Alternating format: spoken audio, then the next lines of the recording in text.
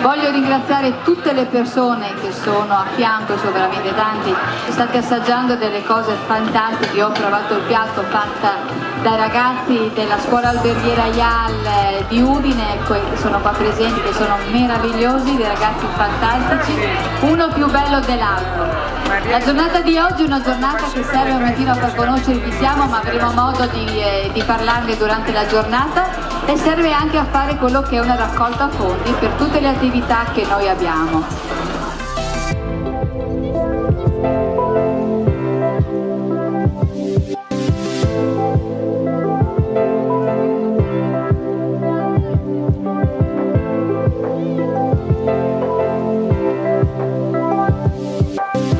Quindi questa rinascita che viene raccontata con atti tra virgolette concreti dati dall'associazione con le sue attività, la sto rappresentando per festeggiare i 30 anni appunto di attività di Andos, perché è proprio il corpo che si festeggia, la rinascita del corpo e della donna che acquista una nuova vita. Molte volte si dice che le tenebre offuscano, invece ecco dalle tenebre, le lacrime che vediamo con una tristezza non sono altro che il nettare che alimenta poi il fiore di una nuova vita.